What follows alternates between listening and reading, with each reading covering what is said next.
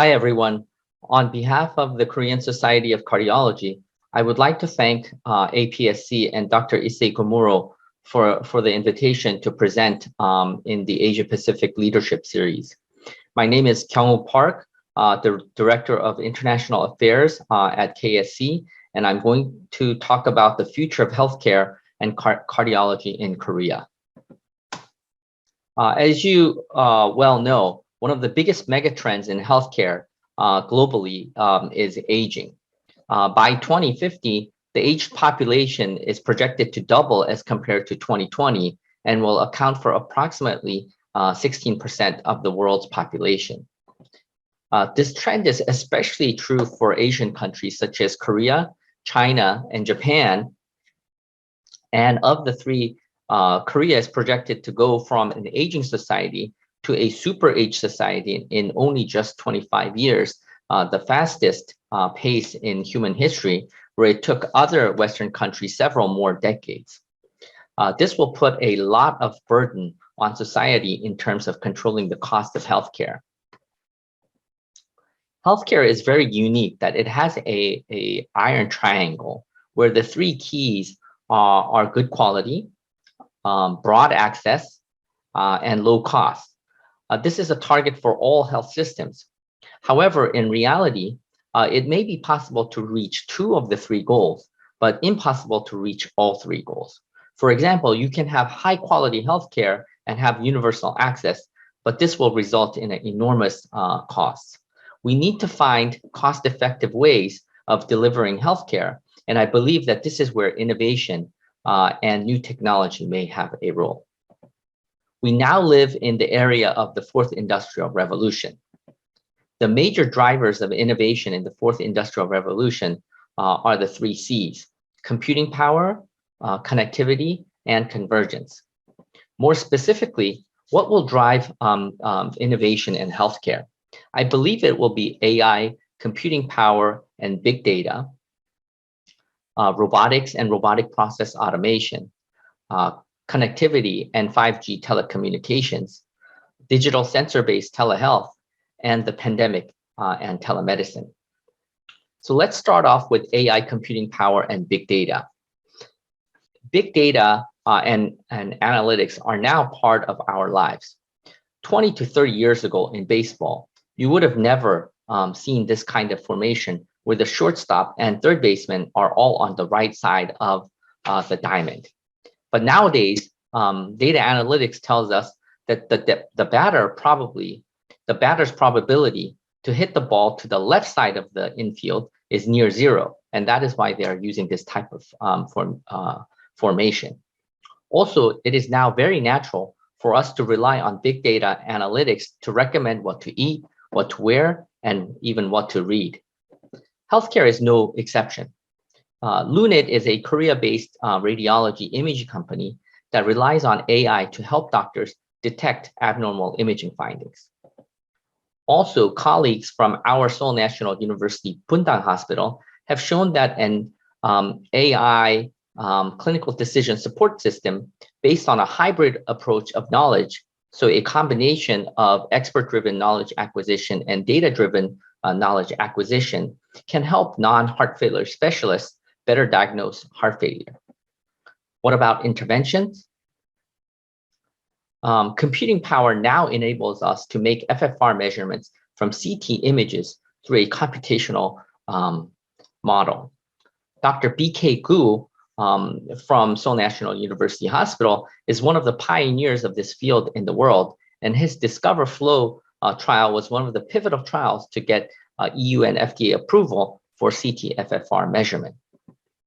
You can see from this example that previously we would have seen the CT, and in both cases, we would have performed invasive angiography and then have measured invasively FFR. And then in this case, we would have gone through with PCI. And then in this case, we would have deferred PCI and performed medical treatment. However, with the FFR CT, we can now go directly from the CT images and compute the CT FFR. And in this case, we would have gone forward with invasive angiography and in PCI. And in the lower example, we would have not gone to PCI and invasive angiography, and therefore we would have prevented an unnecessary invasive coronary angiography. Next is robotics. Our surgical colleagues have long embraced this technology, and recently the first robotic surgical animal operation was successfully performed with the support of 5G telecommunications technology in China. Now for PCI, a company named Corindus is actively developing the robotic PCI equipment, where an interventionist can sit on a chair away from the radiation exposure and perform a PCI. In a comparison of nearly 1,000 patients, the 310 patients that received robotic PCI had similar clinical outcomes and a significantly reduced radiation exposure, despite the fact that the total procedure time was a little bit longer in the robotic PCI group due to the learning curve. And in an accompanying editorial, the authors projected that the development of remote PCI technology promises to increase access to care in underserved regions of the world. Also, with the help of LG Electronics, our hospital, Seoul National University Hospital, helped develop the Chloe delivery robot, which can deliver samples to anywhere within our hospital. The next area with profound impact will be connectivity and 5G telecommunications. Because 5G, the fifth generation telecommunications technology has ultra low latency and large bandwidth, the connectivity between and within the hospitals will be stronger than ever. One area where this is making an impact is the ICU, where connectivity allows for smaller hospital to be connected with the larger ICUs, and for the specialists in the larger hospitals to have real-time access to monitoring data of patients in the smaller ICUs.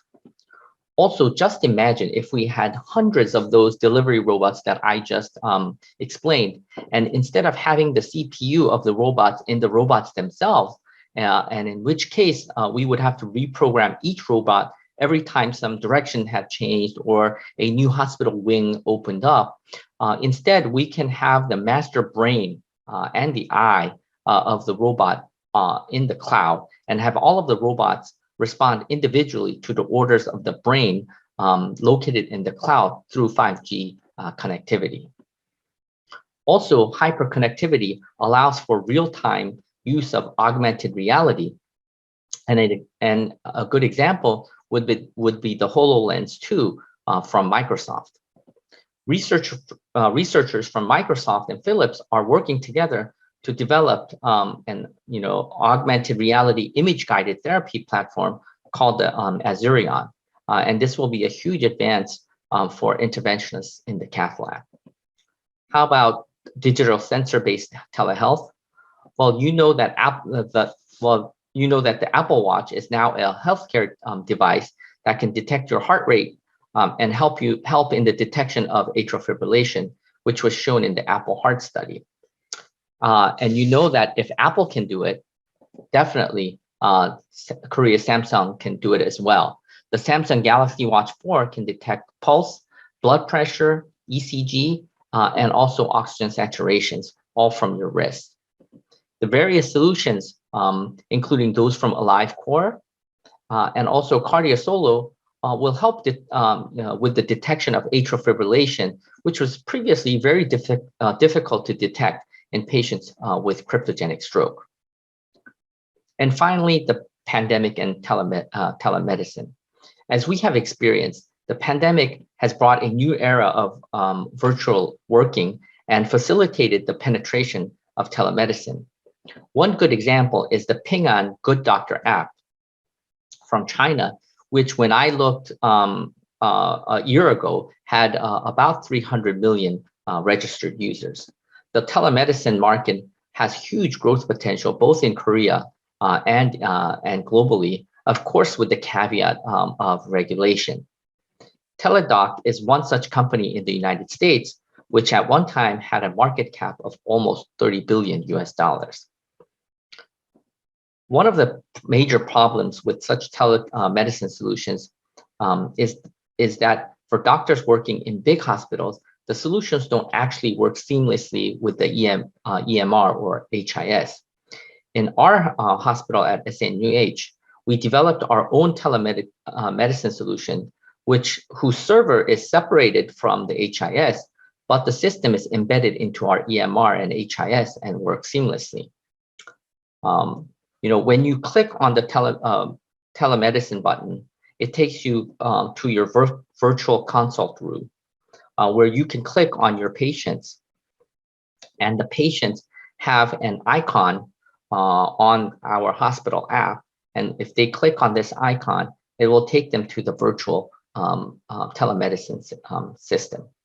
This is a picture of one of our doctors at SNUH doing a virtual telemedicine visit with a patient and explaining the findings of the carotid ultrasound whose PACS image can be shared real time with the patient.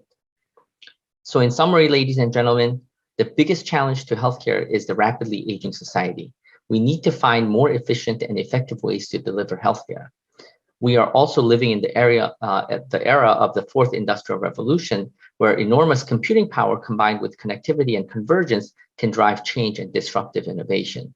Major drivers of change to healthcare will be AI and big data, robotics and robotic process automation, connectivity and 5G telecommunications, digital sensor-based telehealth, and the pandemic and telemedicine. It is imperative that cardiologists in Korea and worldwide take advantage of new technologies to more effectively and efficiently deliver care to the patients in need. Thank you for your attention.